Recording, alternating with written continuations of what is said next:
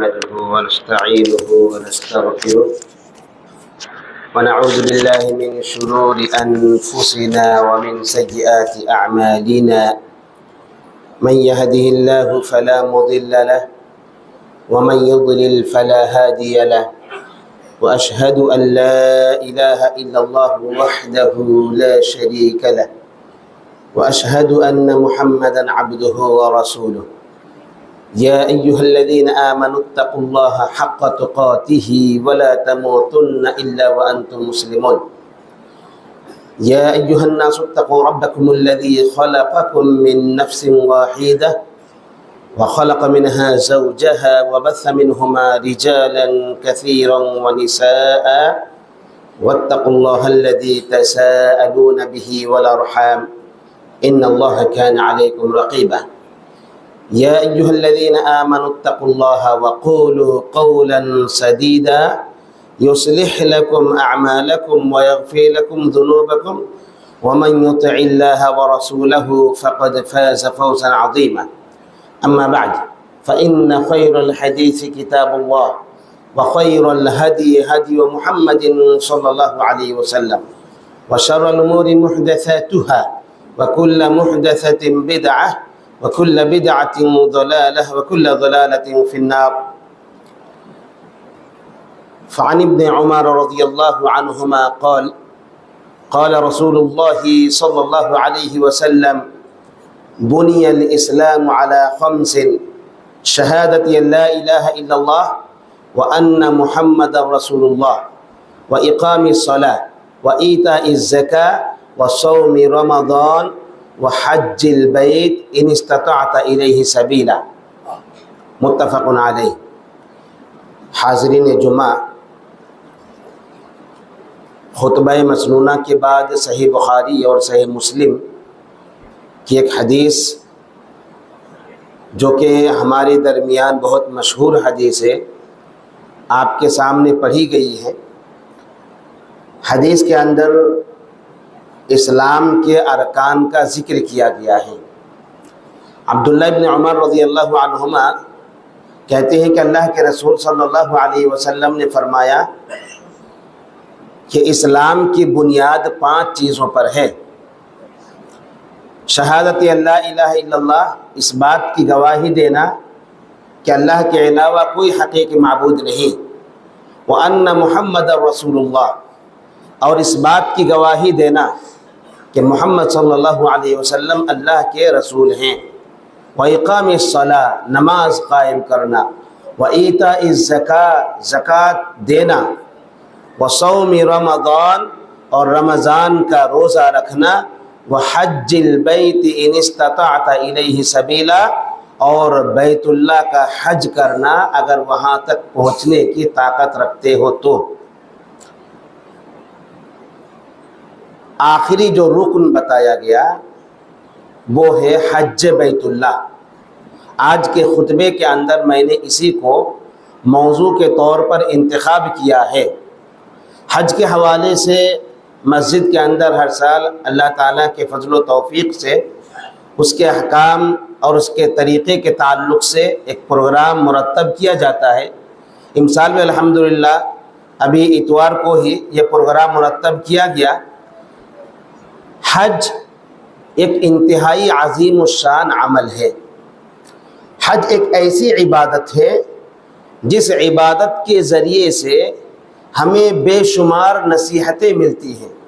ہم اگر اس کے اندر غور کریں، حج کے ارکان، حج کے واجبات، حج کے اندر جو اعمال انجام دیے جاتے ہیں، حج کے جو مناسک ہیں، ایک ایک اس کے عمل کے اندر ہمارے لیے نصیحت موجود ہے، ہمارے لیے درس اور عبرت موجود ہیں۔ انشاءاللہ آج کے اس خطبے کے اندر بعض ایسے دروس جو حج کے فلسفہ سے تعلق رکھتا ہے آپ کے سامنے بیان کیے جائیں گے۔ قبل اس کے کہ حج کے اندر کیا نصیحتیں ہمیں ملتی ہیں وہ بیان کیے جائیں، میں مناسب سمجھتا ہوں کہ حج اصل کیا ہے، اس کی فضیلت کیا ہے، اس بارے میں ہمیں جان لینا چاہیے۔ حدیث سے تو آپ کو یہ پتہ چل گیا کہ اسلام کے 5 ارکان ہیں۔ رکن کا مطلب کیا ہوتا ہے؟ رکن کہتے ہیں کہ کہا جائے کہ فلاں چیز کا رکن ہے، مطلب اس چیز کا وہ لازمی حصہ ہے، اس کے نہ ہونے سے وہ چیز نہیں ہوتی ہے۔ جیسے یہاں پر پلرز ہے، اب پلرز اس انداز میں ہو کہ پلرز اگر نہ ہو، اس انداز میں پلر بنا ہوا ہو، ایک پلر اس انداز کا کہ وہ اگر نہ ہو تو چھت گر جائے، تو یہ پلر کو رکن کہا جاتا ہے۔ جب اسلام کے ارکان کی بات کہی جاتی ہے تو یہ جو 5 ارکان ہیں، تو ارکان کا مطلب یہ ہوتا ہے کہ اسلام کا خاص حصہ ہے، اگر ان میں سے کوئی ایک نہ رہے تو اسلام نہیں رہے گا۔ تو آپ سمجھ سکتے ہیں کہ ہر ایک رکن کی کس قدر اہمیت اور فضیلت ہے۔ اور حقیقت یہ ہے کہ اللہ رب العالمین نے ہمیں اپنی عبادت کے لیے پیدا کیا، تو ہم اللہ تعالیٰ کی عبادت و بندگی میں ہی رہے، ہر حال میں، ہر وقت، ہر آن، کوئی بھی وقت، کوئی بھی لمحہ ہمارا عبادت سے خالی نہ ہو۔ اصل یہی ہے کہ ہمیں اللہ رب العالمین نے جو زندگی دی ہے، چاہے وہ 50 سالہ زندگی ہو، 60 سالہ زندگی ہو، زندگی کا ہر لمحہ جب سے اللہ رب العالمین ہمیں مکلف بناتا ہے، یعنی جب ہم بلوغت کی عمر کو یا تمیز کی عمر کو پہنچ جاتے ہیں، اس وقت سے اللہ تعالیٰ ہمیں مکلف بنا دیتا ہے، ہمیں پابند بنا دیتا ہے۔ اس وقت سے لے کر کے آخری موت تک، آخری وقت تک یعنی موت تک انسان کو عبادت میں ہی رہنا چاہیے۔ آپ اگر غور کریں گے تو یہ جو 5 ارکان ہیں، یہ 5 ارکان آپ کو عبادت میں جڑے رہنے کے لیے نہایت ہی اہم رول ادا کرتے ہیں۔ آپ اللہ رب العالمین کو بطور معبود ماننا یہ بنیاد ہے کہ اللہ یہ تمام ارکان کی بنیاد ہے۔ اللہ پر ایمان ہے، اللہ کو آپ نے معبود مان لیا تو گویا کہ آپ کے اندر عبادت و بندگی کا جذبہ لازمی طور پر پیدا ہوگا۔ اسی طرح سے عبادت آپ اللہ کے رسول صلی اللہ علیہ وسلم کے طریقے کے مطابق انجام دیں گے تو نبی صلی اللہ علیہ وسلم پر بھی ایمان لانا اور آپ کی رسالت کی گواہی دینا، یہ اللہ رب العالمین کی عبادت کے یا اللہ رب العالمین پر ایمان کا ایک حصہ ہے کہ نبی پر ایمان لائے بغیر آپ اللہ رب العالمین پر ایمان لا ہی نہیں سکتے ہیں۔ اسی طرح سے آپ دیکھیں نماز زندگی کو سنوارنے کا ایک اہم ترین ذریعہ ہے۔ آپ اگر اپنی پوری زندگی کو درست رکھنا چاہتے ہیں تو لازمی طور پر آپ کو نماز پڑھنی ہوگی۔ نماز وہ والی نماز نہیں جیسے ہم پڑھ لیتے پھر بھول جاتے کہ کیا پڑھی ہم نے، نماز میں کیا کہی، نماز کی روح کیا ہے، نماز کے تقاضے کیا ہے، نماز کی روحانیت کیا ہے، نماز ہم سے کیا چاہتی ہے، نماز کے اندر اصل وہ کون سے محرکات ہے کہ جو ہمارے اندر ہونی چاہیے، محبت، خشوع، خوف، امید، اللہ رب العالمین پر بھروسہ، اللہ سے لگاؤ، اللہ کی خشیت، انابت اللہ، اللہ کی طرف رجوع ہونا، اور پھر جھکنے کی صفت پیدا کرنا کہ اللہ رب العالمین کے رب نماز پڑھنے کے لیے آتے ہیں تو اپنے روح کو بھی جھکا دیتے ہیں اور اپنے آپ کو بھی جھکا دیتے ہیں، پھر اللہ کی بڑائی بیان کرتے ہیں، اللہ کی تعریف و توصیف کرتے ہیں۔ تو نماز حقیقت میں ہماری زندگی کے درست رکھنے کا ایک اہم ترین مرکز ہے۔ اسی طرح سے زکوٰۃ کا بھی معاملہ ہے۔ رمضان کے روزے گزرے، روزوں کے تعلق سے تو بتایا جاتا ہے کہ اس طرح سے یہ ہمارے نفس کی تربیت کے لیے کافی ہے۔ ایسے ہی ایک اہم ترین رکن جو ہمارے نفس کی تربیت کے لیے انتہائی اہم کردار ادا کرتا ہے وہ ہے حج۔ اللہ کے نبی صلی اللہ علیہ وسلم نے اسی لیے حج کو ارکان اسلام میں شمار کیا ہے۔ اللہ کے نبی صلی اللہ علیہ وسلم نے اس حدیث کے اندر فرمایا کہ 5 ارکان ہیں، ان میں سے ایک رکن یہ حج ہے۔ اسی طرح سے حج کی فضیلت بہت زیادہ ہے۔ ایک صحابی اللہ کے نبی صلی اللہ علیہ وسلم کے پاس آتے ہیں اور اللہ کے نبی صلی اللہ علیہ وسلم سے سوال کرتے ہیں، اللہ کے رسول سب سے افضل عبادت کیا ہے؟ تو اللہ کے نبی صلی اللہ علیہ وسلم فرماتے ہیں، الایمان باللہ ورسولہ، اللہ پر ایمان لانا اور اس کے رسول پر ایمان لانا، یہ سب سے افضل عبادت ہے، یہ افضل عمل ہے۔ اس کے بعد سوال کیا گیا، اس کے بعد کون سا عمل سب سے افضل ہے؟ تو اللہ کے نبی صلی اللہ علیہ وسلم نے فرمایا الجہاد فی سبیل اللہ، اللہ کے راستے میں جہاد کرنا۔ پھر پوچھا گیا کہ اس کے بعد کون سا عمل سب سے افضل ہے، تو اللہ کے نبی صلی اللہ علیہ وسلم نے فرمایا حج مبرور، مبرور حج، وہ حج جو مقبول ہو۔ مبرور حج، مبرور حج کیا ہے یہاں پر میں بتا دوں، کیونکہ ہمارے بعض عازمین حج بھی یہاں بیٹھے ہوئے ہیں جو امسال حج کے لیے جانے والے ہیں، اللہ تعالیٰ ان کو توفیق دے، ان کے حج کو قبول فرمائے۔ مبرور حج، آپ حج کا فائدہ تبھی اٹھا سکتے ہیں جب آپ کا حج مبرور ہو۔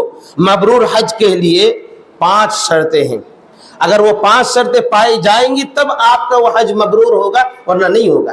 پہلی شرط یہ ہے کہ آپ حج کر رہے ہیں مال حلال سے، حرام مال سے نہیں، کسی کا غصب کیا ہوا، حرام کمائی، حرام تجارت، اس سے آپ کا حج پورا ہونے والا نہیں ہے۔ آپ اس کے اندر لاکھوں کروڑوں روپیہ خرچ کر دیں، پھر بھی ذرہ برابر بھی آپ کو ثواب ملنے والا نہیں ہے۔ آپ کا حج تبھی مبرور ہوگا جب آپ حلال کمائی سے، حلال مال سے حج کریں گے۔ دوسری شرط یہ ہے کہ فسق، گناہ کے کام اور جھگڑے والے کام سے جب سے آپ احرام میں جائیں گے اور جب حلال ہوں گے اس وقت تک مکمل طور پر ان چیزوں سے اجتناب کریں گے۔ غلطی سے بھی آپ سے یہ گناہ نہیں ہونی چاہیے، کوئی فسق والی بات، کوئی بیہودہ بات، کوئی فحش بات، کوئی فحش کام، اور کبھی جھگڑے والی بات، کوئی بات آئی جھگڑنے لگے آپس میں، یہ جھگڑنے سے بھی آپ کو رکنا ہوگا۔ تو آپ جب احرام میں جاتے اس وقت سے لے کر کے حلال ہونے تک آپ فسق کے کام سے، گناہ کے کام سے، جھگڑنے کے کام سے بچے ہوئے رہیں گے، تب جا کر کے حج مبرور ہوگا۔ تیسری شرط یہ ہے کہ آپ حج کے جتنے مناسک ہیں، ارکان ہیں، مکمل طور پر سنت کے مطابق ہو، اپنے من مرضی کے مطابق نہیں، لوگوں کے کہنے کے مطابق نہیں۔ مکمل طور پر آپ جانکاری حاصل کر لیں کہ کون سا رکن کب ادا کرنا ہے، کون سے واجبات کس موقع پر ادا کرنا ہے، مکمل طور پر آپ سنت کو جان لیں اس حوالے سے، تو سنت کے مطابق آپ حج کریں گے، تب جا کر کے آپ کا حج مبرور ہوگا۔ اسی طرح سے چوتھی شرط یہ ہے جو کہ بہت اہم ہے کہ ریاکاری نہ پائی جائے آپ کے اندر، خالص اللہ کو راضی کرنے کے لیے۔ یہ نہیں کہ میں حج پہ جا رہا ہوں تو لوگ آ کر کے بولیں گے۔ یہ حج پہ جانے سے پہلے بہت سارے لوگ کیا کرتے ہیں، دعوت کرتے ہیں، لوگوں کو بلاتے ہیں اور دیکھو میں حج کے لیے جا رہا ہوں۔ یہ کون سا طریقہ ہے بھائی؟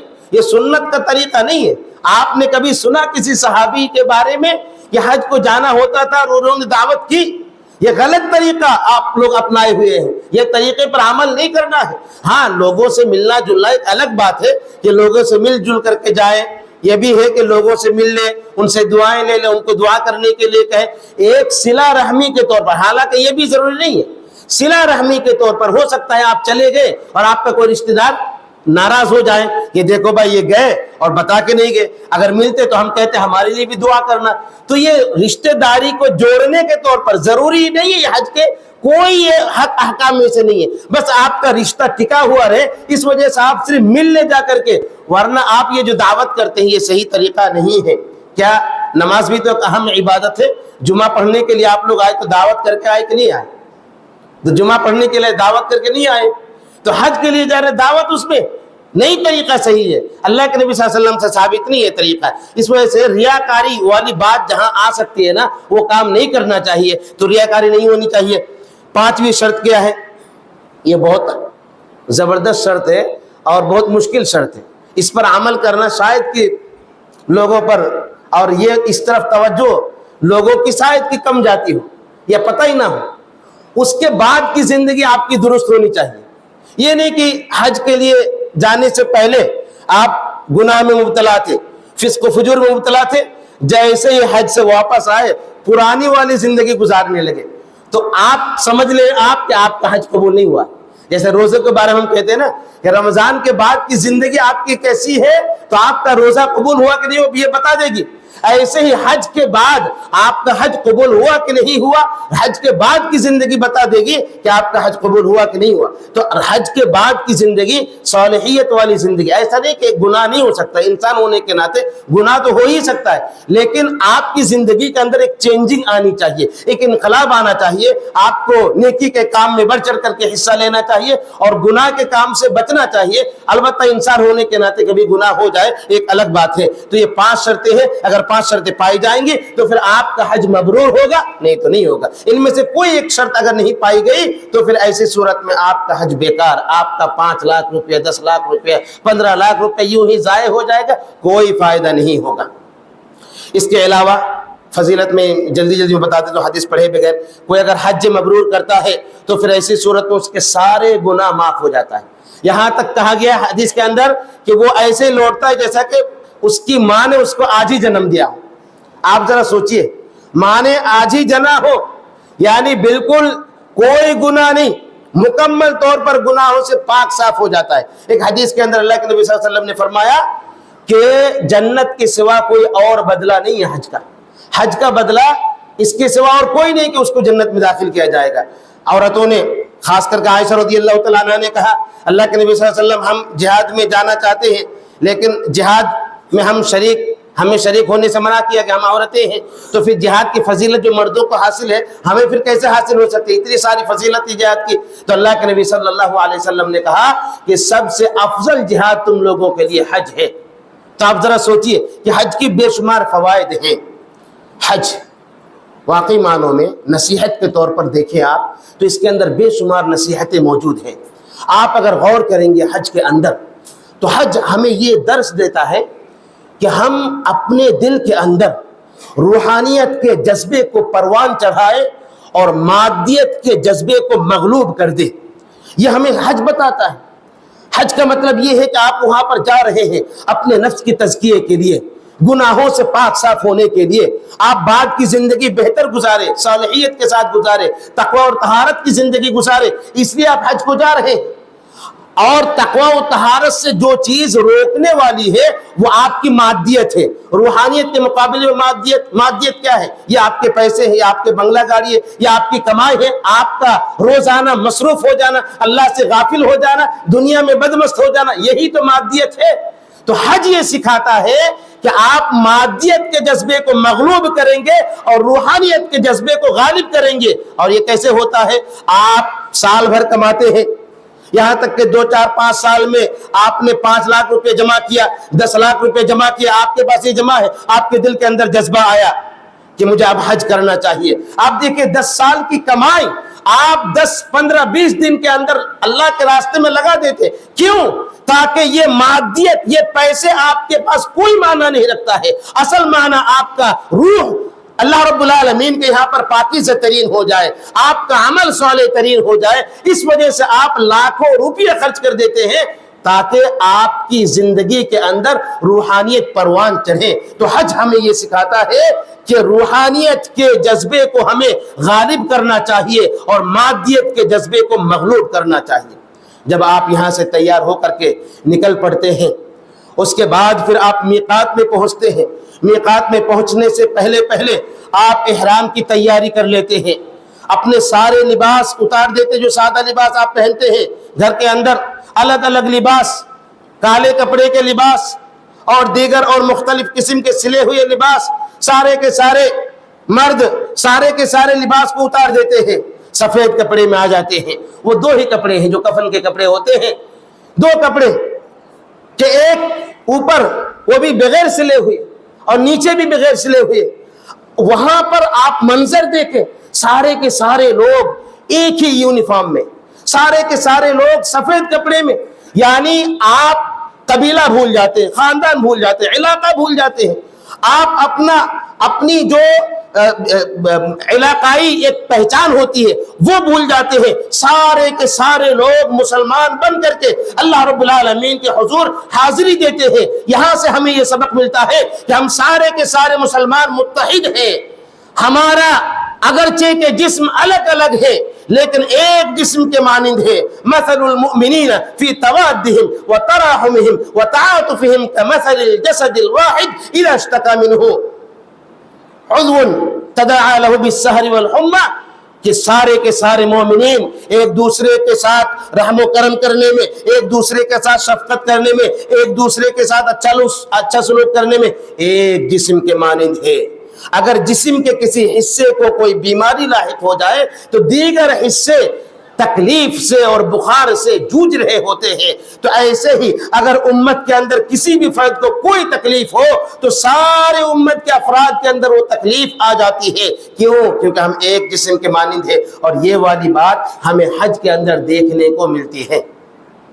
ایسے ہی آپ جب حج کا احرام پہن کر کے نیت کر رہے ہوتے ہیں، لبیک اللہم لبیک لبیک لا شریک لک لبیک ان الحمد والنعمت لک والحمد والملک لا شریک لک، یہ آپ تلبیہ پکارتے ہیں، اللہ رب العالمین کو کہتے ہیں کہ تیری دربار میں ہم حاضر ہیں، تیرے حضور ہم حاضر ہیں، تو تنہا ہے، تیرے علاوہ کوئی نہیں، کوئی تیرا شریک نہیں، ساری نعمتیں تیرے لیے ہیں، ساری حمد تیرے لیے ہیں۔ اللہ رب العالمین کی اب تعریف و توصیف بیان کرتے ہیں، توحید کے کلمات کو بلند کرتے ہیں، اور آپ اللہ تعالیٰ سے شرک کی نفی کرتے ہیں، گویا کہ آپ حج کے لیے جا رہے ہیں۔ حج ابراہیم علیہ السلام کو یاد دلاتا ہے، یہ بھی آپ ذہن میں رکھیں، حج ابراہیم علیہ السلام یاد دلاتے ہیں۔ حج کے اندر آپ جب جاتے ہیں تو وہاں پر آپ دیکھتے ہیں مکہ کے اندر ابراہیم علیہ السلام کا یہ دعا کا نتیجہ یہ شہر ہے، آپ دیکھتے ہیں کہ اسماعیل علیہ السلام کا صبر و رضا کی یہ سرزمین ہے، آپ دیکھتے ہیں کہ اللہ کے نبی صلی اللہ علیہ وسلم کی بعثت کی یہ سرزمین ہے، آپ دیکھتے ہیں کہ بلال رضی اللہ تعالیٰ عنہ احد کہہ رہے تھے، ان کی صداؤں کی سرزمین ہے۔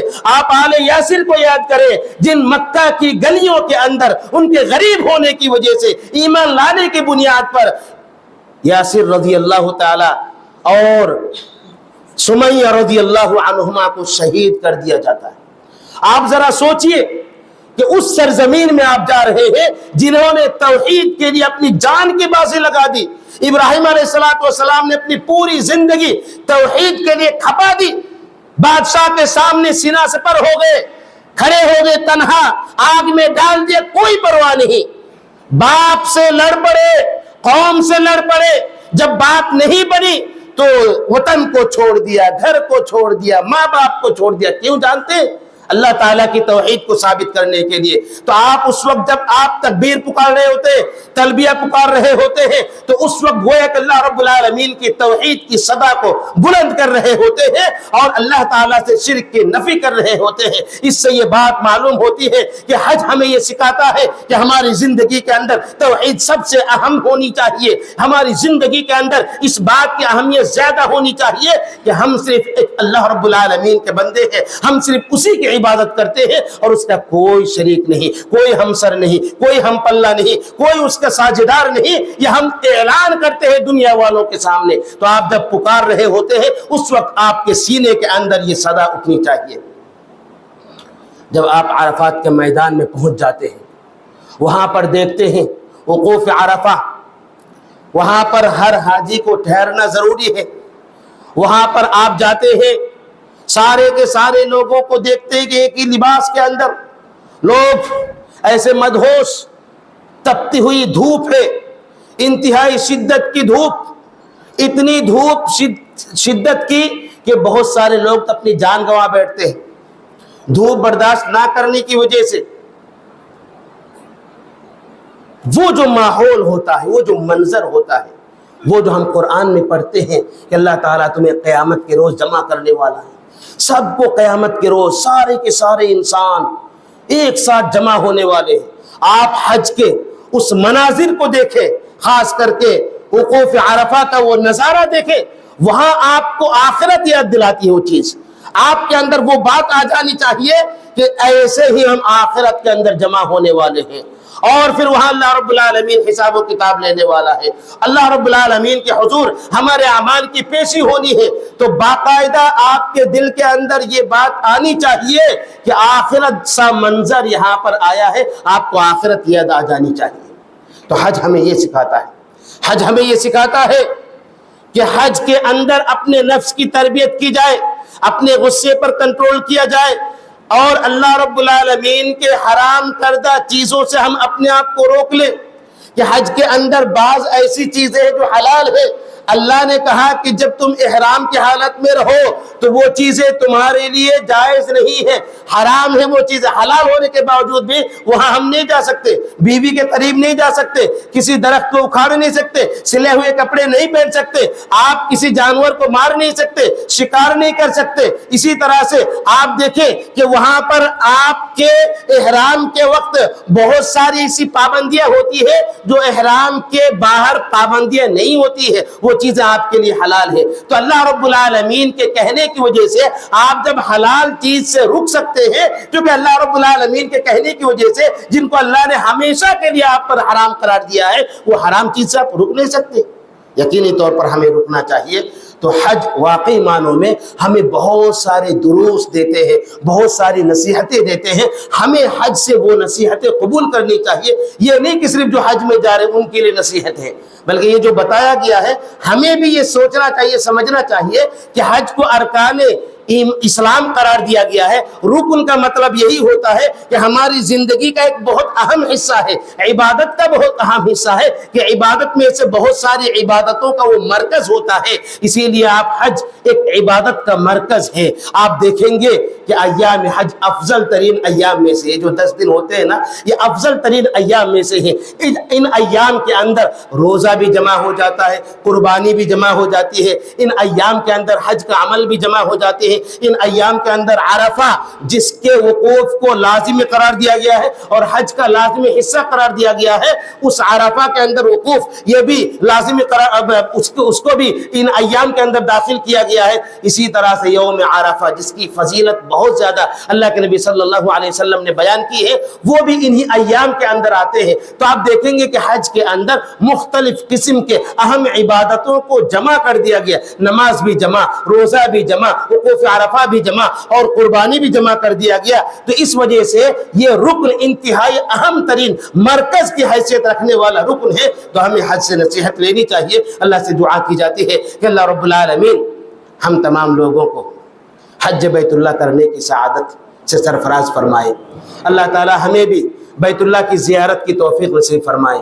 اللہ تعالی ہمیں حج مبرور کرنے کی توفیق عطا فرمائے. اور حج کے لیے اگر نہیں بھی جا سکے تو اللہ تعالیٰ یہاں پر ہمیں ایسے اعمال کی توفیق دے جو اعمال حج کے برابر ہیں. اللہ تعالیٰ ہمیں اس بات کی بھی توفیق دے کہ ہمیشہ ہم اس کی عبادت کرتے رہیں، اس کی توحید پر قائم و دائم رہے. اللہ رب العالمین ہمیں شرک سے، کفر سے محفوظ رکھے. اللہ تعالیٰ بدعات و خرافات سے بھی محفوظ رکھے. آمین. وآخر دعوانا الحمدللہ رب العالمین.